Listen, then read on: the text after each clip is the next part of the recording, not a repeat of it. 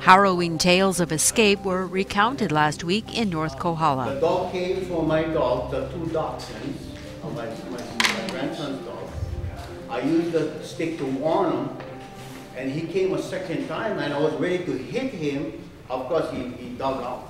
Recent events involving loose dogs have the Waimea community on edge. This is a common occurrence. I hear these stories all the time. People are afraid to get out of their cars with their children until the dog leaves so they can go run in their house. It's ridiculous. At least one incident reportedly turned violent, leaving a woman injured and her smaller dog dead.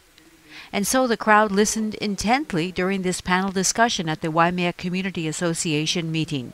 The intention of the panel, comprised of police, the prosecutor, and animal control, was to educate the public on the laws pertaining to dogs, enforcement procedures, and consequences, and whether changes are needed.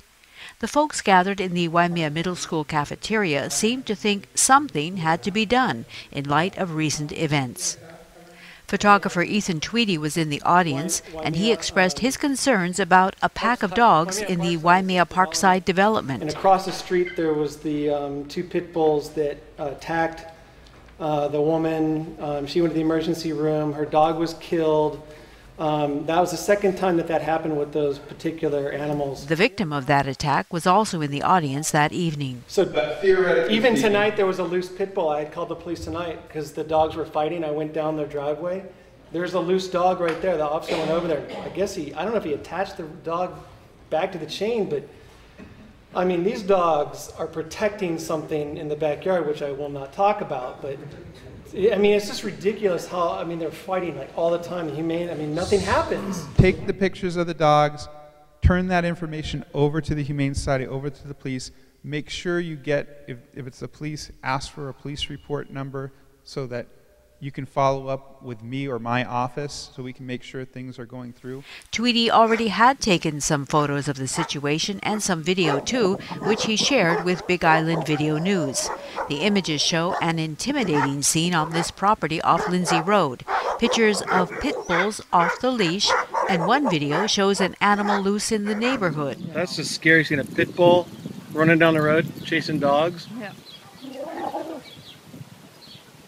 Unbelievable. During the meeting, the dog attack victim shared her proposal with the community. My name is Melody Lisgard, and I've written this out because it's difficult for me to speak, and I promise I won't take very long. I would like to propose that a task force be formed to address the issues surrounding loose dogs in Waimea. This task force would ideally include representatives from the Waimea Police Department and the Humane Society, as well as interested members of the community, which I believe we all are. The goals of this task force would be to gain a better understanding of our town's current dog regulations, and discuss these possibilities of how to strengthen regulations if necessary. Melody proposed the task force report back to the Waimea Community Association with its findings. But there are laws on the books regarding this type of situation. Thanks, everyone. Prosecuting attorney Mitch Roth detailed the possible punishments a dangerous dog and their owners might face in court. One of the things that can happen in a dangerous dog case is the dog can be put down. But if the dog hasn't been put down, and by the way, it's rare to see a judge put down a dog. If it hasn't been put down, there's a whole bunch of mandatory things that the owner of the dog has to do, including provide the owner's name, provide the location of the dog, if the dog is moved, to provide where that dog is moved to, microchipping, licensing. Then there's optional things, and these are all in the handout in the back. When indoors, the dog be under the control of a person 18 years of age or older. Generally, if the dog is not going to be put down, we ask for almost all of these things. When outdoors and unattended, the dog be kept within a locked fence or walled area for which it cannot escape. When outdoors and unattended, the dog be confined to an escape-proof kennel. I had a case a couple of years ago where the owner didn't want to put down the dog. We were asking the dog to be put down. The judge wasn't willing to put the dog down, but they did make them build a kennel, which cost them a couple $1,000s.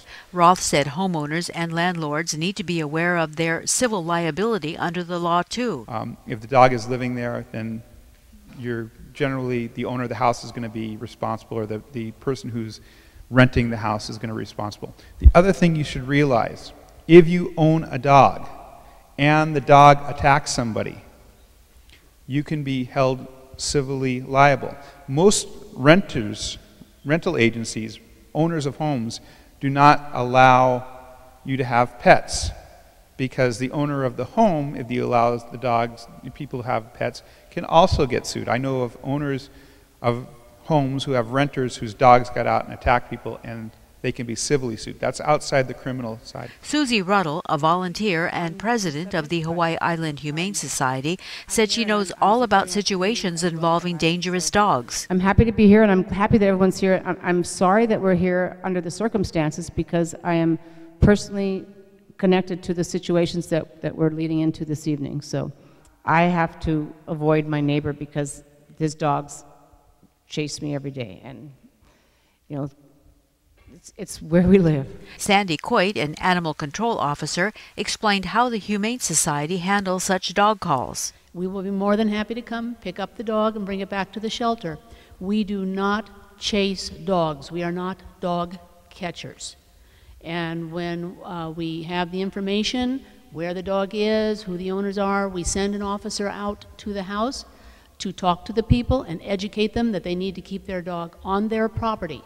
Any dog that comes off of its property without being on a leash is considered a stray dog.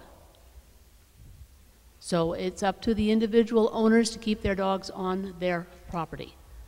Sometimes they get out by mistake. It's understandable. But first we educate. If it happens again, we will start citing. We get the animals into the shelter.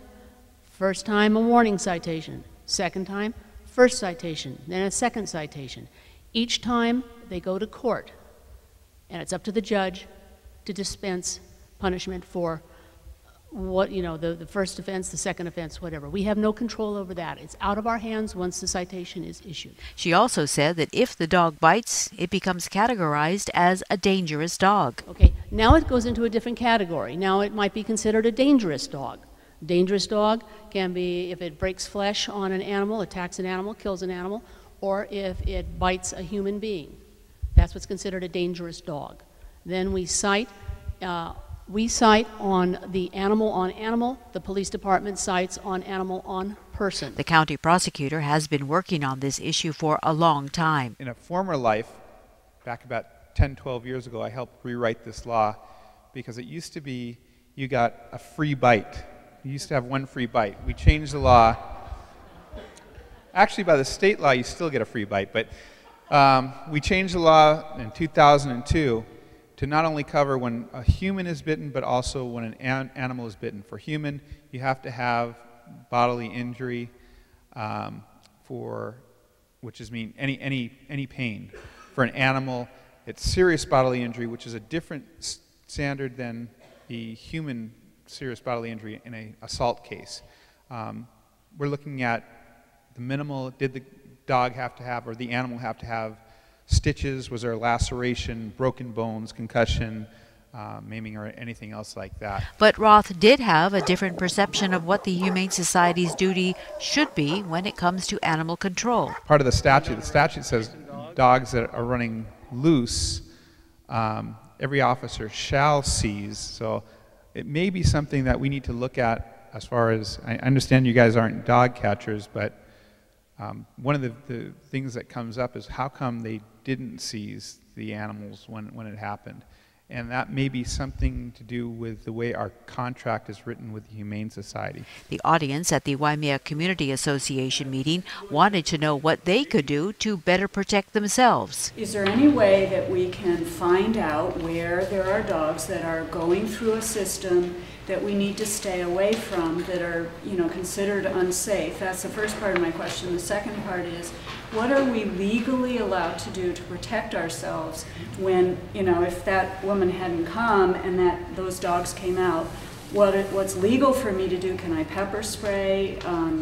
You know, I don't want to make things worse, but I don't want to get hurt, and I don't want my dogs to get hurt. So what would you recommend? This is the self-defense and the defense of your animal. You could do anything legal. I mean, no pepper spray, but you know, I know people that walk with golf clubs just because they're afraid that dogs are going to attack them. And you know, if you feel that your life is in danger, you could use deadly force on that animal. It's kind of a unique, the whole dog situation is kind of unique in the sense that when we deal with crimes, a lot of it is public record that you can find, whereas when it comes to dogs, the documentation is kind of a little different as far as searching data on, at least for the police department side, searching data, if I need to pull data on a particular person, I can do that. But I cannot pull it on a dog. I would have to determine, in essence, I would have to determine who the owner of the dog is or what property the dog was on. So as far as pulling that type of data, that's a feat in itself. But one of the main problems is manpower. Natalie Tavares, manager of the Hawaii Island Humane Society in Waimea, gave a breakdown of their available resources for the crowd. I have 2 officers that work with me Monday through Saturday. My district run from Ocala through Kohala, Kohala through Waikoloa, Waikoloa through Saddle Road. 2 people.